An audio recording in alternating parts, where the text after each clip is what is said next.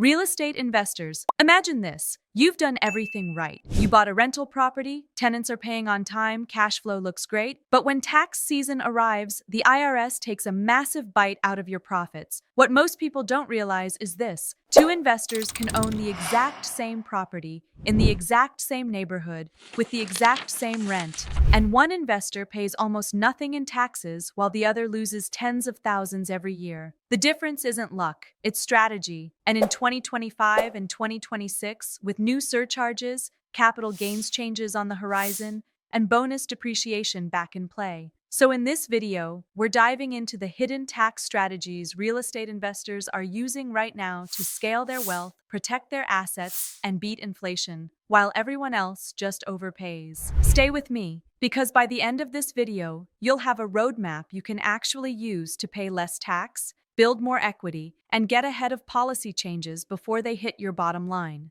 Let's start with something uncomfortable. Cash flow isn't everything. Most investors look at their rental property like this. Rent comes in, mortgage goes out, you subtract expenses, and what's left is profit. But here's the missing piece: taxes. If you don't plan, the IRS can strip away 30 to 40% of what you thought was profit. That's the equivalent of losing 3 or 4 months of rent every single year. Now compare that to the tax-savvy investor who deducts every eligible expense, accelerates depreciation, times their sales, and uses entities strategically. That investor can legally reduce their tax bill to nearly zero. Same property, same rent. Two completely different results. Now let's talk about one of the most powerful tools in real estate: cost segregation. By default, the IRS says residential property depreciates over 27.5 years and commercial property over 39 years. That means you're writing off small amounts each year, and your tax benefits are stretched thin. But a cost segregation study changes the game. Instead of treating the property as one big block, it separates it into components, like flooring, lighting, HVAC systems, and appliances. Many of these can be written off in just 5, 7, or 15 years. Now here's where it gets exciting. In 2025, bonus depreciation was restored at 100%. That means instead of spreading those deductions across decades, you can take them all in year one. Of course, timing matters. Bonus depreciation doesn't stay this generous forever. The investors who take advantage of it now will enjoy savings that may not exist 5 years down the line. Moving on, let's talk about short-term rentals. One of the trendiest, but also one of the most misunderstood strategies in real estate. By default, rental income is passive. That means if you have losses, you usually can't use them to offset active income like a salary or business profit. Those losses just sit there, waiting. But short-term rentals are different. If the average guest stay is 7 days or less, and you materially participate, that means you spend time managing, cleaning, or marketing the property. The IRS treats it like a business.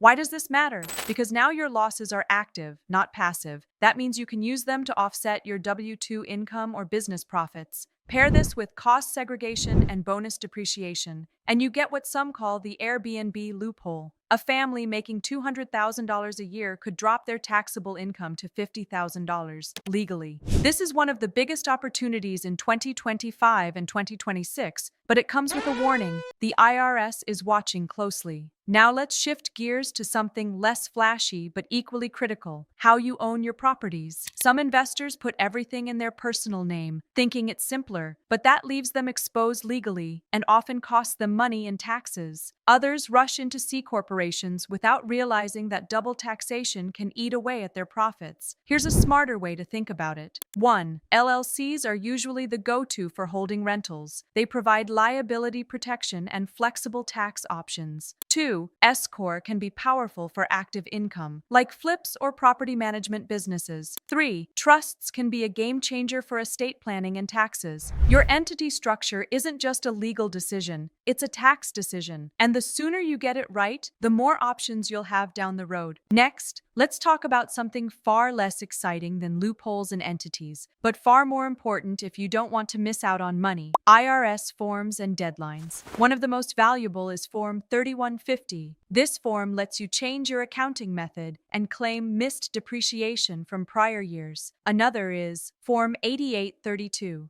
This allows your LLC to elect its tax classification. Miss it, and you could get stuck in a structure that costs you thousands in unnecessary taxes. For investors with trusts or estates, Form 1041 becomes critical. It's how you report income from those entities. And don't forget election deadlines. This is why proactive planning isn't optional. You either know the forms or you lose the benefits. Now here's the part that ties it all together. Why is all of this even more important in 2025 and 2026? Because the landscape is shifting fast. Luxury surcharges and vacancy taxes are popping up in states like Rhode Island and cities across California. Capital gains rates could increase in 2026, which means selling at the wrong time could double your tax bill. States like Florida are linking homestead exemptions to inflation. In other words, the window to act is now. Here is the roadmap we talked about at the beginning and how you can actually use it to pay less tax. So let's take a look at the practical roadmap you can use. 1. Run a tax projection today. Don't wait until April. Model your 2025 to 2026 taxes under current laws. 2. Identify every deduction and credit available to you. Energy credits, depreciation, cost segregation, and bonus depreciation. 3. Structure your entities correctly and review them annually. 4. Keep meticulous records. 5. Appeal overinflated assessments before the deadlines pass. Every investor has two paths: pay retail taxes like everyone else, or learn to use the strategies that are already built into the law to build wealth faster. The ones who act now will own the market in the next 5 years. The ones who wait, they'll look back and realize they paid for other people's opportunities with their own tax bills. If you found this video helpful, hit subscribe and share this with someone who's serious about real estate investing. And if you want a personalized strategy session, visit gavtax.com. We'll guide you to help you stop overpaying and start compounding wealth.